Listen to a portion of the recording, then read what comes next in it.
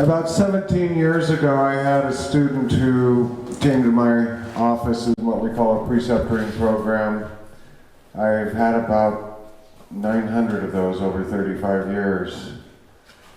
But every once in a while, someone stays around, and the man behind me kept coming back term after term because of fasting and other aspects of what I do that is true old-time naturopathic medicine, but is becoming less and less available. And he put a place deep in my heart. Dr. Les Moore is just one of the kindest, gentlest, intentional people of peace and service that I've ever met. A naturopathic doctorate was not enough. He's got a license in Chinese medicine as an acupuncturist, and he has gone through full seminary education as a pastor. And on tomorrow morning, he's going to be sharing the interrelationship with that pastoral component of training and what was represented by a lot of the compassionate medicine of the eclectics. So with no more wasted time with my voice, and who we're here to see, it is my esteemed honor to introduce our next speaker, Dr. Les Moore. Good morning, everybody. Thank you, everybody. So there's not a whole bunch of us here, but that means that we're important, right? No. There's only one person there. They're very important. If anybody's sitting in front of you and there's only one, they're very important. So we're a small group of people, but we're very important for this ideal concept that Ed has and that everybody's been working for. And Ed, we thank you for having this and hosting it, you and Christine. And thank you, Stephen, for help organizing it, and everybody else who's involved from Eclectic that works and bringing it together, because it's very important, because either a seed will be planted or it's going to be cultivated by what we're doing here and continue to grow to this ideal that we're doing. Okay? So it's not only about the history that we're doing, it's about how in history this impacted health, and then how we can continue to do that into the future. Francis Brinker said also to innovate into the future. It's not staying stuck in the past, but also mining into the future what we can do to help people become whole. So I am Les Moore, and I'm originally from North Carolina, and I do live in New York. And I did come out here. I was a graduate of the greatest medical school in the world, right? Yes. Did y'all know that? Yes. So if the greatest medical system in the world is naturopathic medicine, and the greatest naturopathic medical school is the National College, then I'm a graduate of the greatest medical school in the world. There we go. So I like herbs, and I got into herbs just like all y'all did. I started probably not later. If you started in '79 in school when y'all started, I was in high school then, right? But my dad was an herbalist. And so I learned from him. And in high school, I did a paper on the Native Americans of the area where I'm from, their use of tobacco for medicine. And I'm from North Carolina. There's a lot of tobacco there. And in fact, our school would start based off tobacco season. When the harvest come in, that's when when it was done, that's when school would start. So we would prime tobacco. You don't pick tobacco, you prime tobacco. It's sort of like picking, but they call it prime. See, it was school kids that would do it. And they would be, the smallest kid drives a tractor. The tallest kid would be in the buck barn. The buck barn is actually the bulk barn, but they call it buck barn for some reason. And he was tall enough so his legs could straddle and he could gather the tobacco up and put it in storage so it could get right. Everybody else primed tobacco. And in priming the tobacco, you go along and you pick the bottom leaves that are a golden color and you pop them off. And so it looks like this. You step up to the plant, you reach down and you crack them off and you put it underneath your arm and you take the next step and you reach down, you go down the row until it gets heavy. Then you put it on the tractor that the little kid's driving, and then you just keep going and doing that. So that's priming tobacco. And every it was paid more money than, McDonald's or Hardee's or anything like that. So that's where we would be at. It would start in the morning and end by noon because it got hot, just like it did here yesterday and it's going to get today. We wear long sleeve shirts, just about like what Ed has on, and we'd have a hat on, and the leaves are big, we'd be underneath them, but the morning dew would get on it, and it would bring the nicotine into us. And basically about the first week that a kid starts doing it, they're around this nicotine, and it's absorbed through their skin transdermally, and it comes into them, and they start catching a buzz off of it, and they feel really good. And then the farmer would stop, and it's time to go home, and we'd all jump in the back of the truck and drive you down the store, and they'd get a RC Cola and some peanuts and put it into it. So you put the peanuts in it and drink. You ever did that? It's like the first Gatorade. It's got protein, fat, salt, and sugar in it. And we drink that, and when they first did it, they'd go home, and then they would start puking. And they would puke and puke and puke until there was nothing else to puke, and bile was coming up. And you get back up the next morning and do it again until you get used to it. And then by the time the guy who would be the supervisor, he'd be priming tobacco, smoking a cigarette and chewing tobacco at the same time. Yeah. So here I was just showing Ed and Francis out there. That up there where I'm at now, the Native Americans called the Haudenosaunee, which are the Iroquois, they say there's two types of dandelion. There's a white dandelion and a red dandelion. And so you can tell by the stem. The stem of the white one is like a light green white. And then the stem of the red one, it has red in it. And the red is bitter and the white is not as bitter. And the white is the one that you eat, and the red is the one that you make medicine out of because it has the bitter principles in it. And they said that one red one in a pot of greens to eat will make the whole pot bitter. So I'll pass it around. They already wilted a little bit, but you can see the difference between a white and a red dandelion stem if somebody wants to grab this.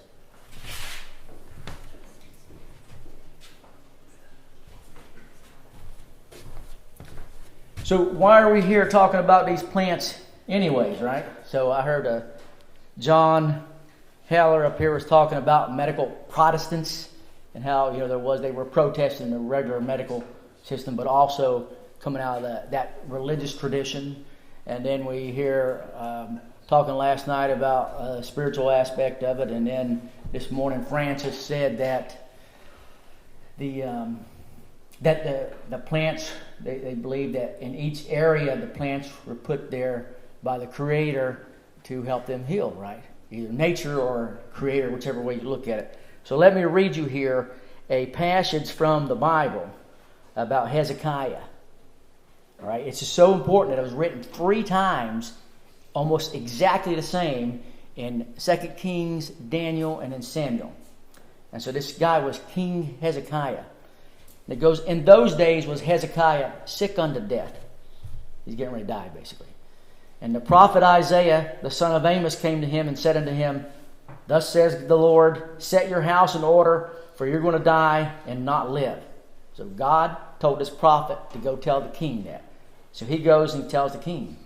And then the king turned his face to the altar and prayed unto God, saying, I beseech you, O Lord, remember now how I have walked before you in truth and with a perfect heart, and have done that which is good in your sight.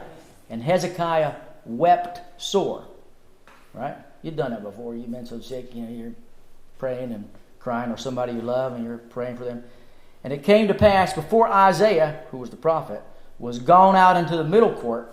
So look, you got an inner court where the king was at, a middle court, and then an outer court. Before Isaiah was gone out into the middle court, that the word of God came to him again, saying, Turn again, and go tell Hezekiah, the captain of my people, Thus says the Lord, the God of David your father, I have heard your prayer, I have seen your tears, behold, I will heal you. On the 3rd day you shall go up into the house of God. So he's not even got, he just didn't even get to the middle court yet. Hezekiah's praying because he's been told he's getting ready to die. And he goes out and he gets not even to the middle court yet, and God tells him to come back. He heard his prayer. This is called open theology, that what we do can actually change God's mind and affect society. So we see it in with Moses. He goes up on the mountain with God. He comes back down, and they melted all their earrings down into a calf, and they're worshiping this calf. And God's like, well, I'm going to strike them all dead. And Moses is like, well, wait a minute, God. Then all the other people aren't going to think that you're really that nice of a God if you strike them all down. He struck many of them down, but not all of them. Or when Jesus was at the wedding, and all the fishermen that were with him drank all the wine, and they ran out of wine. And Mary says, go talk to Jesus, he'll do it. And he says, woman, it is not yet my time. But he still did it. So the whole mind of God was completely changed in this process. So that's what this happened here with Hezekiah. And then it says, he says, and I will add unto your days 15 years, and I will deliver you and this city out of the king of Syria, who had them in captivity, and I will defend this city for my own sake and for my servant David's sake. And that's where everybody usually stops when they talk about it. That's it. Hezekiah prayed, God healed him. But the very next verse says, verse 7 says, and Isaiah said, take a poultice of figs. And they took it and laid it on the boil, and he recovered. So we think he had a cancerous ulcer, right? But although the God who made him, who then created him, still had the prophet take a plant and use it. Why? That's what we do. We use plants. And therefore we're operating in the prophetic realm. We're able to use these plants, understand what we're used for. Because even though he told him he healed him, he still required him to step out in some type of a faith and to do it. And that's what we do when we're using the plants. Do you understand that? And just so y'all know, Faith is in the kitchen right now. I saw her up there.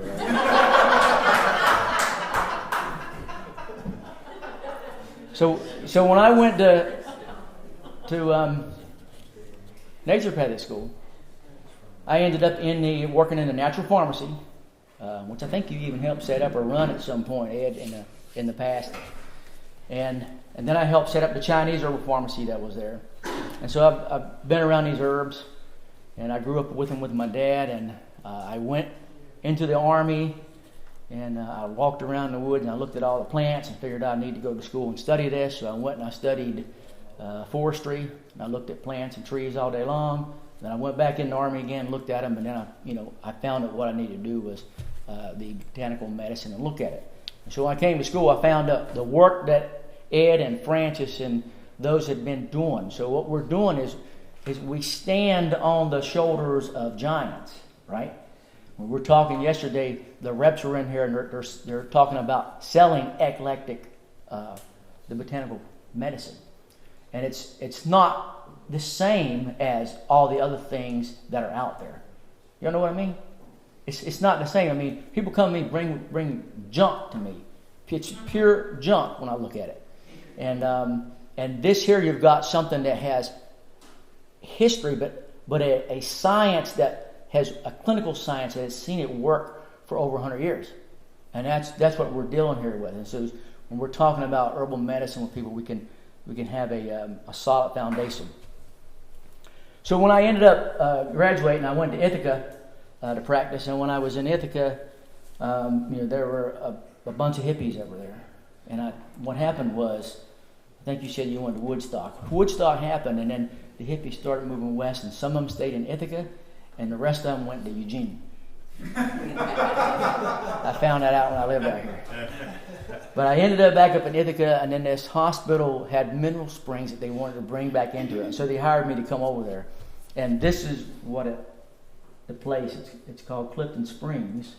And I spent 12 years working there, and this was the sanitarium there. Now, they did have the roads paved by the time I got there. But this was built in 1896. The first one was built in 1850. And so a guy named Dr. Foster founded it, and he used the botanical medicine to include the eclectics. He used homeopathy, and he used hydrotherapy. He used diet, nutrition, and all those things also. And this is it. This part of the building was built in 1972, and it's a fully functioning hospital. They got the swans out there, and then remember what the baby swans are called? Cygnets, very good. So what I want to talk to you about is herbal formulas. when I'm going to talk about eclectic and physiomedicalist, botanical formulas, and hydrotherapy. Because they had asked me to talk about herbs and hydrotherapy. So I'm splicing it together here. Because they quite often work hand in hand. They were doing the same thing. We see these formulas where they give the formula and they put a vinegar pack on their feet. Or they'd have them do hydrotherapy with it. Now, in studying the formulas, I mean, we can use our single herbs, and that's good, and fine and dandy. You can do anything you want with those. But we look first at herb pairs, how they work together as two, and then we look at the formulas, and then we look at formulas and their modifications, how you can shape them to a unique individual person. And then what I'm going to show you is what's called herb formula families. These are formulas that originated at a point in time, and then they changed, but they still have the same base to them as they go on. Now, this is historical, but it's also practical because these formulas are still used today, and also it just gives you an idea of the way these people were thinking and how they stood on the shoulders of giants and what they did. They didn't make it up. So I will see, when I was in school, I noticed some people would just make up a formula. Oh, this herb could be good for that, and this one for that, and then they give it to somebody. And I look at it, I'm like, what kind of thought process went into that? And then I'll see people bring me, because I see people all day long, they'll bring me some of their things they're doing, and I look at it, and there's Dr. XYZ's name on it, and his special formula for Lyme disease, and you look at the formula, I'm like, what'd you do? Like, use a pendulum with your eyes closed?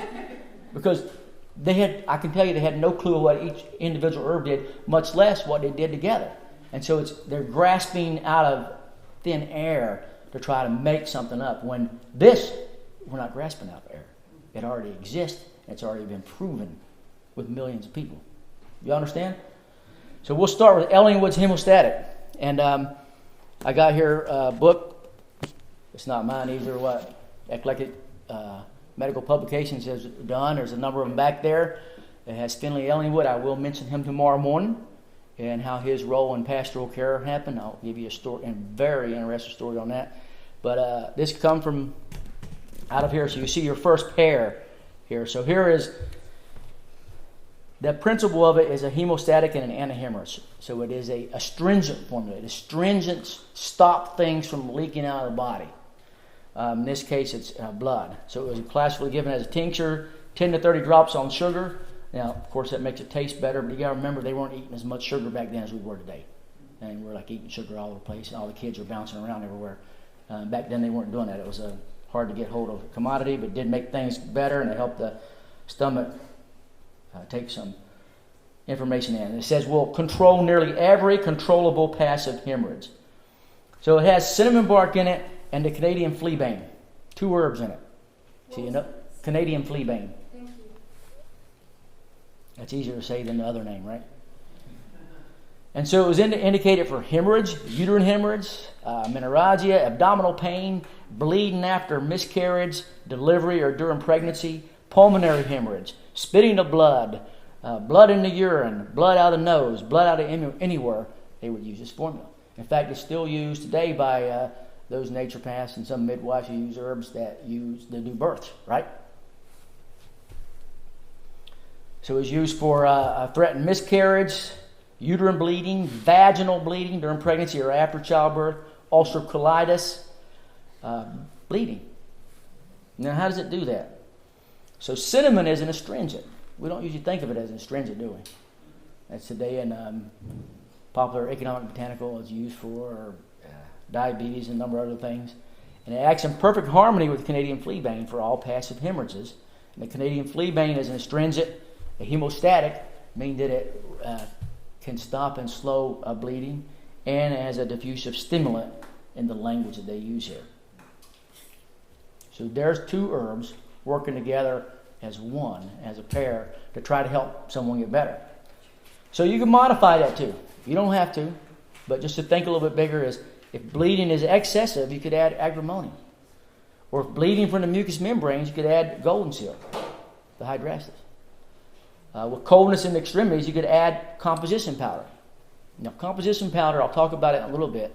That's an older formula than the Eclectics and the physiomedical list, but they brought it in. But that's the formula family that we're going to take a look at here. And of course, you can combine anything with turpentine to make it better. So, y'all know that, right? So when the reps were sitting out here yesterday, they had echinacea and hydrastis. That's a herb pair that you have. And so you're beyond simpling now. You're moving into formulas. It's a small formula called the herb pair.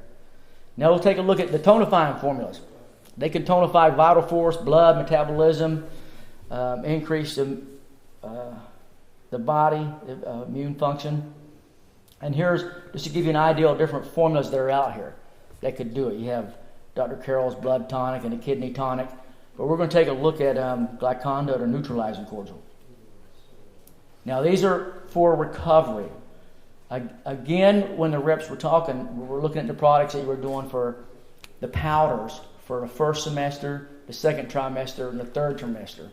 And then you were talking about what can you do for postpartum.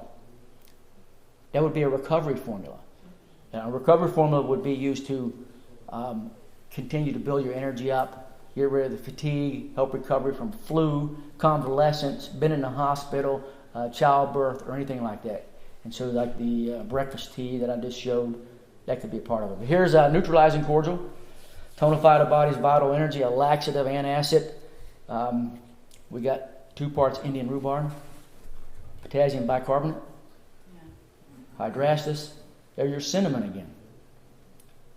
Peppermint oil, right? So here you have an oil. It's an aromatic oil, right? And we bring those in and breathe them in through our nose, and then goes to our olfactory system and goes to the limbic system and affects our brain and our body, right?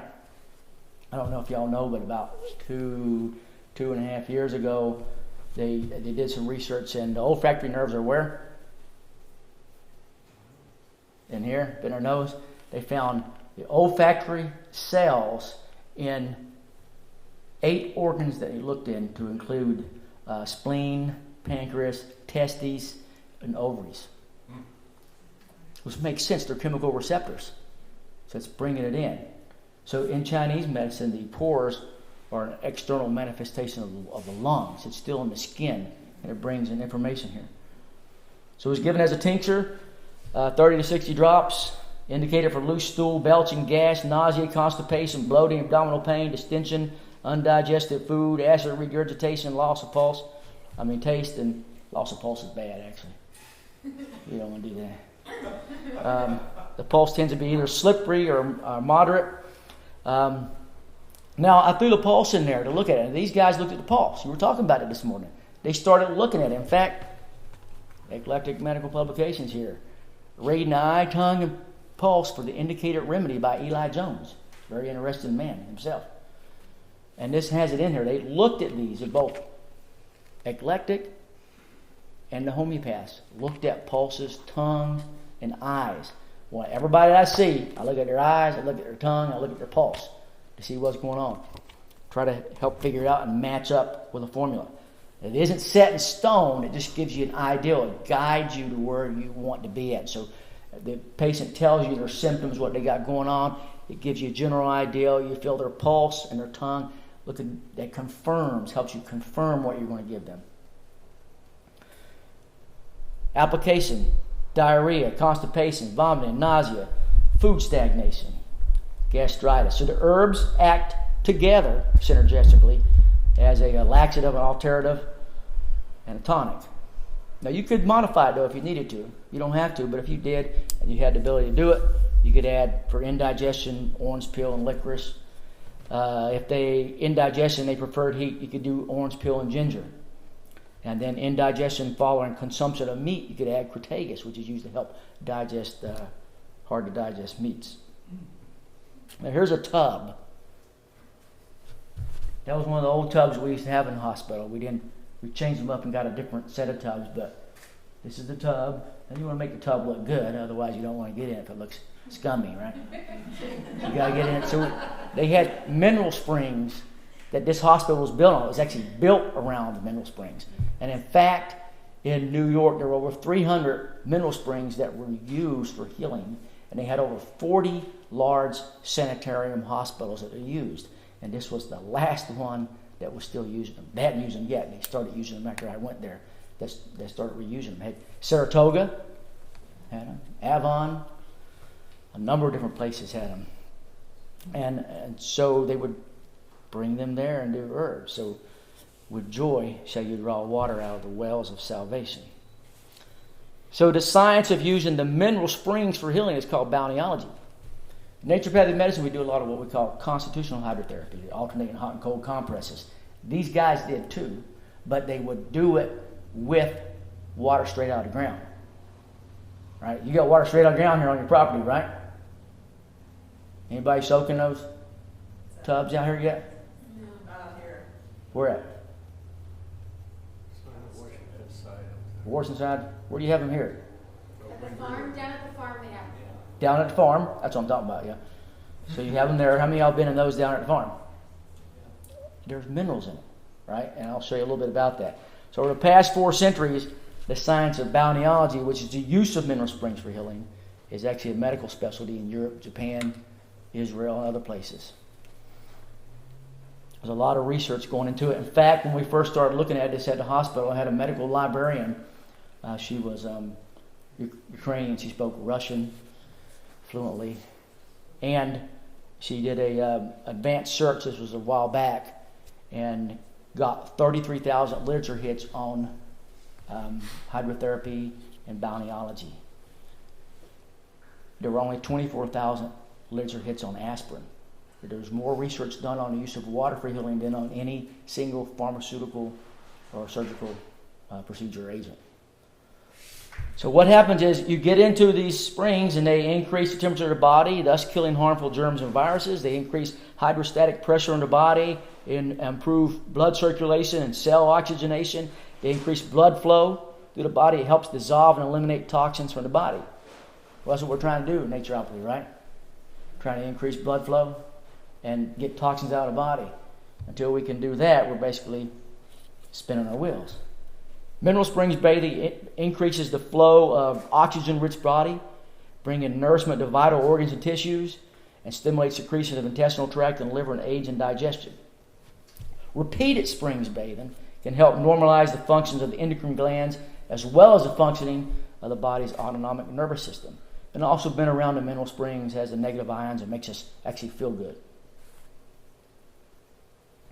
Trace amounts of constituents that are in the mineral springs actually then are absorbed transdermally into our body, right?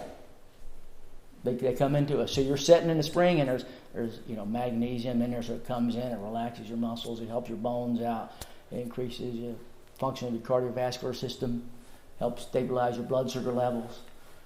So it comes into our body. That's how you absorb it in. It comes into us. So that's how it works when we get into it. They can have a therapeutic effect on the skin, including psoriasis, dermatitis, fungal infections, healing of wounds. They can have a number of different uses. Here's some of the indications that are in literature for mineral springs. Rheumatic diseases, central and peripheral neural paralysis, stroke, metabolic diseases, to include diabetes. In fact, out of Albany, when there was the Baruch Commission, through Simon Baruch, a hydrotherapist, the state had paid for them to go and study these mineral springs in Europe and come back as they were building them up at Saratoga. And as they come back, they had all these things about how these mineral springs can help with the skin and with psoriasis and with eczema and with joint pain and all these different things. And then it came up to diabetes. It says, since everybody knows how effective the use of mineral springs are for diabetes, we won't even mention it in our book. Oh. We forgot that one, didn't we? Chronic disease, circulatory, hypertension. They've done studies on where actually soaking in the mineral springs, that the blood pressure is continuing down even 7 months and a year later after one round of soaking in the springs. trauma, cancer adjunct therapy, cerebral vascular disorders, paralysis, hip and knee replacement, and we use it for that in the hospital. Prevention of disease, building up physical strength and general immunity. Okay? So they're a formula. Just like we're talking about an herb formula, the mineral springs each have an herb formula they're made of also, which we'll take a look at here in a minute. So here's carminative drops. Used for as a carminative in digestion. Carminative helps aid in digestion and decrease flatulence, but either end. And so this is a compound tincture. Crush the herbs, macerate in 40 ounces of 30% alcohol for 10 days, strain, and they added sugar to this. 1/2 to 1 teaspoon per hour. And this is what is in it. Angelica, Dioscorea, mother's wort, which is in one of those bundles right over there, and 3 seeds. Coriander, deal. Used for indigestion, gastric and duodenal ulcer, chronic gastritis, nausea, flatulence, colic, abdominal pain without inflammation, belching.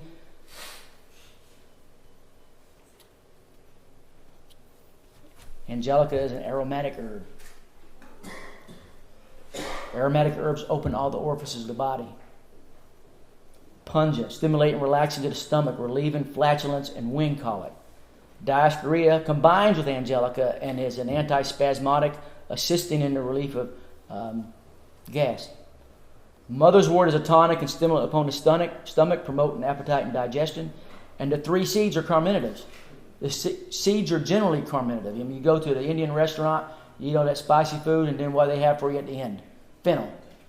All right, you can take those 3 seeds and fennel, and you have your carminative formula by itself. With pain in the hypochondrium, you could add, with the yellow tongue, you could do corydalis, or turkey corn. Flatulent dyspepsia, you could add alpinia. And then look here. With sour stomach and diarrhea, you could add equal parts of neutralizing cordial. So they take one formula and they mix it with another formula to create a separate formula. Both of them are workers, but they shape it here. So this appeared with William Cook, the physiomedicalist. That is this book right here. It's sitting back there. A big book. Yeah, there's a lot of information inside this book, and those other books that are back there. A lot of information. 1869. Cook felt that this is an agreeable and a most reliable carminative preparation for all forms of flatulence. That's all forms that y'all show up with here with this good cooking we're eating. Colic and abdominal pains not connected with inflammation. That's what he said. So here's Scudder's alternative. We heard you talk about Scudder here this weekend so far. It's an alternative. It moves the lymphatic system, works with the glandular system, moves blood circulation, given as a tincture, 15 to 20 drops. Here's what it's made up of. Turkey corn root, the corydalis we just looked at. Yellow dock, the Rumex crispus. Tag otter, alnus, figwort, scrofularia, the mayapple. We heard you were talking about mayapple just here. We're not going to give y'all mayapple and try that out like he was talking about, unless somebody wants to experiment.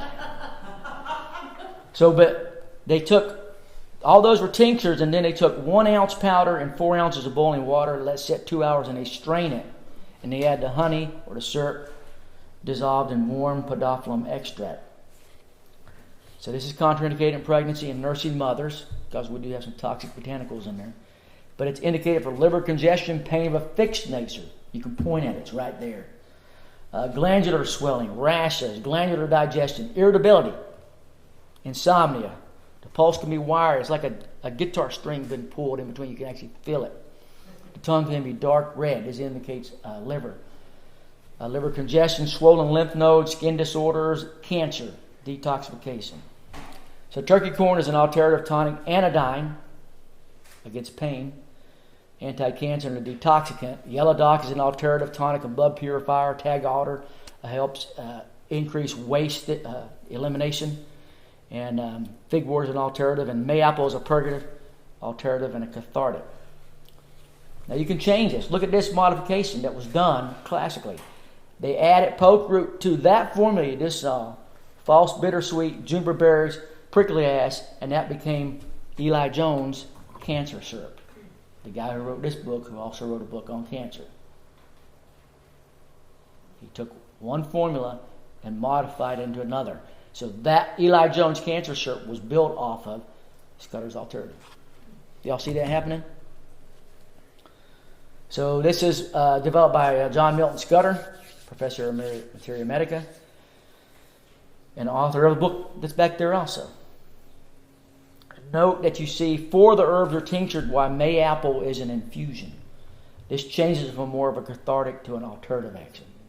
Now this is the specialty of what Ed is doing here with Eclectic, and Francis helps him think through is how they prepare these. This is incredible, the information that's in here and how it can be used to prepare herbs differently. So this is Clifton, where I was at, and I'll show you here. I'm about right there if you can look in that window. But no, this was this is where Dr. Foster lived at in the house right there. He didn't stay there though. He built it in his first one in 1850. But he didn't live in the house though and sleep in there all the time until 1871. That's when he got married. His wife made him sleep in there because he was up running around these wooden structures trying to make sure they didn't burn down. We know that Benedict Luce, the founder of Naturopathic Medicine, died shortly after a fire in one of his sanitariums. But they were all worried about that. So the building up front here is the 1896 structure. That was the first brick building he built. 1850, 1865, 1878, and eventually the 1896 building. And then in 72 they built the one behind it. But before they built that there in 1826, which I'll mention tomorrow morning too, there was the Clifton Spa Dispensary before Foster was ever there, who built it. And then I'll point at the hill here, right up there, was a Native American village. That's where the Haudenosaunee, the Iroquois area, and they had the Bear Clan that was there. And the Bear Clan were the doctors. You had these other clans, they had different specialties. So everybody knew their herbs. Everybody knew how to dissemble and do the herbs. But the Bear Clan focused on healing. So this place has been used for healing for a long period of time. And so they were there, and you can find, I got a mortar and a pestle that I got from up there. And they can actually tell you now, the anthropologists, the medical anthropologists, what herbs they were grinding on those mortar and pestles. So the big mortar and pestles were used for grain, corn, and the small mortar and pestles were used for grinding herbs for medicine in this area here. So this is what is in the mineral springs there. Did y'all get a study done on your mineral springs here that you have at the farm? Yeah. You can just take and look at it, but everyone is different.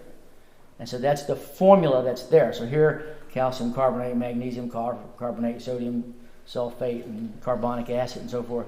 That's in the water. It was in 1898. It was in there with different names, but the same thing. And then later on we did it. It was in there also.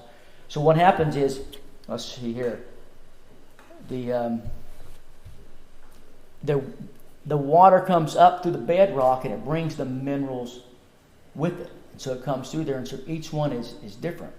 And then the areas have what's called in medical geology called mineral springs provinces, where a particular area will have multiple mineral springs. They won't all be the same, but they'll be somewhat similar. For example, Saratoga Springs has multiple springs, and each one is different, but it's the way the water comes through. So throughout Europe, there are mineral springs provinces. Up in this area here, you said you go over through Washington and so forth, there's different mineral springs provinces where the water comes through and it's of a medical grade. So here we have sulfur in the water. It doesn't even have to be strong sulfur. It can be slightly sulfur mineral water, to include not even be able to smell it, although you can smell it quite often. It's strong, antibacterial, stimulates the mucous membranes, promotes expectoration, breathing the vapors, can help with nasal passages, upper respiratory tract. Historically, the mineral springs with sulfur were used for a wide variety of problems. Liver, digestion, urinary, chronic metallic poisoning, including mercury toxicity. This is what they would treat Mad Hatter's disease with, was sulfur mineral springs to get the mercury out. Venereal diseases, skin diseases.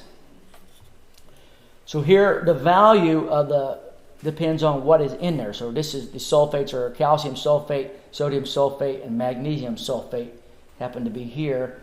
So this is what they do. Kidney disorders, metabolic disorders, calcium sulfate, sodium sulfate, liver and bile, digestion, magnesium sulfate, aids digestion, soothes and tightens the skin while allowing the skin to retain moisture. So it's actually used in the aesthetic spa industry also. Now, your magnesium sulfate, if you don't have your mineral springs, you have your Epsom salt, which is magnesium sulfate. You throw it in your tub and you get that. You have it there with you. Chloride. Chlorides are in these mineral springs. It's a very trace amount of this chloride that helps transmit nerve impulses to and from the brain. The saline waters, it's not even salty tasting, it just happens to have the chlorides in it. They are used for treating all these disorders here. Orthopedic, nerve, peripheral nerve issues, children's diseases to include enuresis, respiratory infections. In fact, France will pay for children with asthma to go stay at a mineral spring for a period of time before school because it decreases the amount of times that they miss school. Here's chloride springs in adult diseases. All they have to have is 3% chloride to be considered a chloride spring. Now here's Lincoln Springs. Now this is the formula of minerals that are in it. This is different than the ones that are Clifton Springs, and it's going to be different than the ones you have on the farm here. But you're still going to have a significant formula there. So here's cough drops. 4 ounces of lobelia, 2 ounces of horehound, 2 ounces of comfrey, 2 ounces of elecampane, 4 ounces of bone set as a decoction.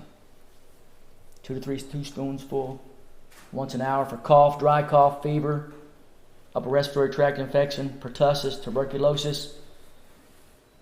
Eupatorium is a stimulating tonic and an antispasmodic.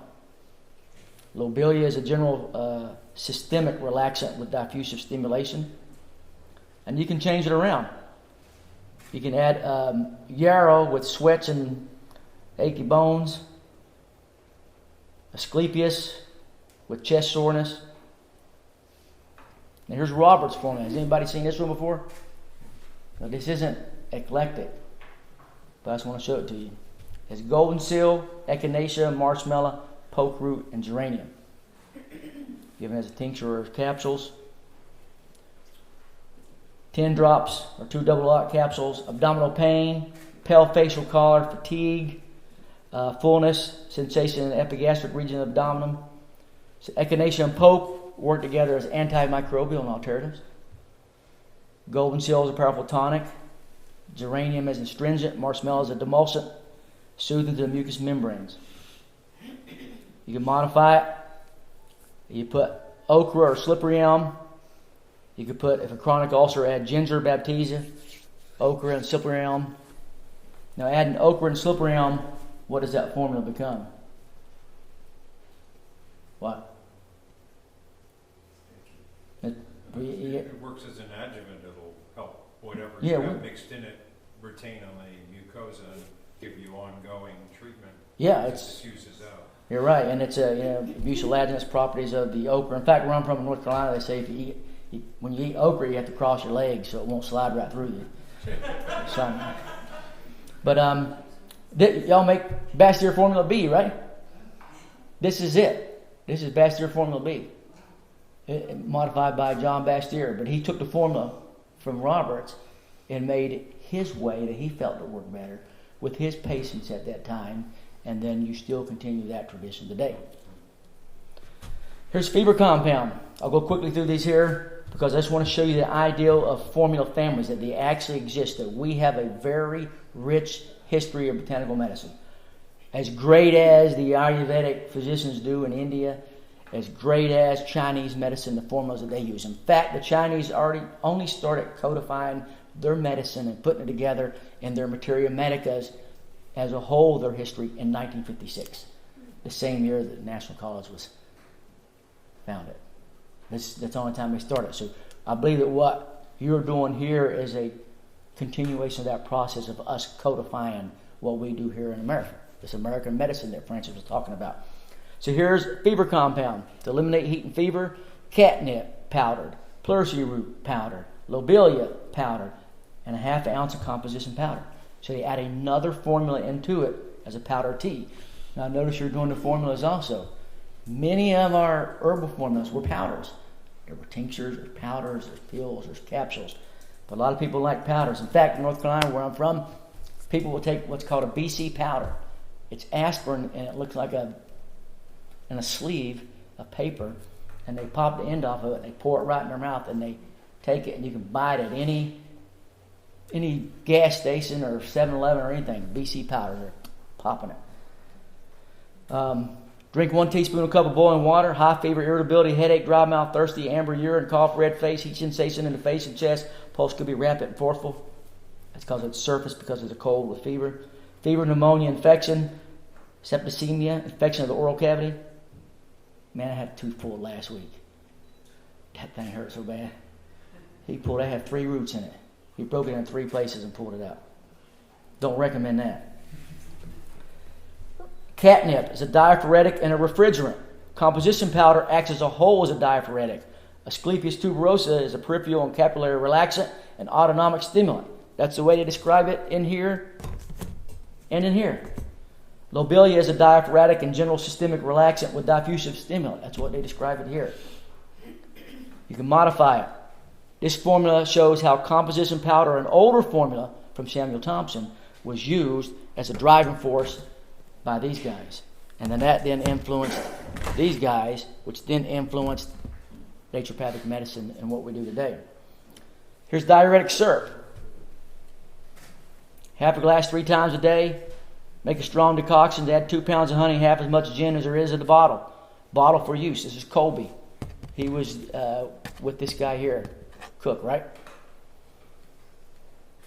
Queen of the meadow, Eupatorium purpureum, which is also known as gravel root. It can be used for gravel, kidney stones, gout, any type of stones. I've actually used it with people that have their ear off with the otoliths. Juniper berries, cleavers, burdock root, or the seed. The seed was used also. The seed's right over there in that flower vase, and the seeds will drain damp heat. They will help the kidneys and get things out of it. Edema, dizziness, shortness of breath, cough, diarrhea. Gravel, which is the stones, dropsy, cardiac edema. The herbs are cooling diuretics. Eupatorium is a relaxant, has an affinity for the kidneys and bladder. Burdock is an alternative diuretic and a blood purifier. So here's a steam bath that they had in there. There's a picture of it from the past. They put the water on the head to keep them cool. So those of you who get into hot tubs or saunas, how many of y'all get in a hot tub or sauna and feel good? Raise your hand. How many of you get in a hot tub or sauna and you're drained when you get out of it? Put the cold water on your head and keep that from happening. So here you could add to this formula we just looked at some modifications to it. It is a strong alternative with addition of burdock. Although diuresis is the main action, we got to assist other organs working. I'm going to go through these quickly because we don't have much time. I've already seen food coming out there. But this is the antispasmodic tincture. There's an antispasmodic and an anti-convulsant. Lobelia, skunk cabbage, skullcap, black cohosh, myrrh, and cayenne, and it's vinegar extract. Indications are convulsant spasms, spasmodic cough, seizure, swelling, cramps, vertigo, coma, headache, trembling movement of the tongue, deviation of the mouth and eyes, deviation of the tongue, hemiplegia, restlessness. Okay? The pulse will be wiry. Spasms of any nature, high blood pressure, eclampsia, trigeminal neuralgia. This is what they used it for. Contraindicator for low blood pressure. There's an old tub. Here's your lobelias, a nerving and relaxant, antispasmodic. And then if you take, look here, you take out the skunk cabbage, you take out the skull cap, you take out the black cohosh, and you have Thompson's third preparation of lobelia. See, it was built off of another formula that existed before. It was put together. And here's the warming formulas. that are a composition powder. Here's your composition powder. This come from Samuel Thompson, pre-physiomedicalist, but influenced them. Bayberry, hemlock, spruce, interbark, not the poison hemlock. You don't want to give that to anybody. You want to keep them as a patient. 1 pound of ginger, 2 ounces of cayenne, cloves. There's your powder again. Abdominal pain, abdominal distension, first stages of the cold extremities. Here's how it works. Now look. This guy, Jethro Kloss. Y'all read that book, Back to Eden by Jethro Kloss? About that thick now. He puts it in there. So he learned it from a school that came out of Colby. And Colby from Cook, and then Cook, on back. So he modifies it and changes it around. He got some white pine in there. Pinus strobus. That's a nice tree. Powder. He's given us a powder. Fever, hoarseness, lack of perspiration, cramps, colic, rhinitis, pharyngitis. Now look at here. Tuberculosis formula. These are the moisturizing formulas.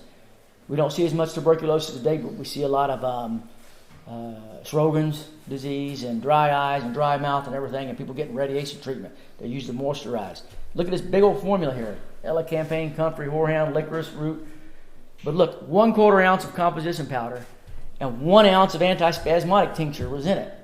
So you got a formula with 2 other formulas that make it up.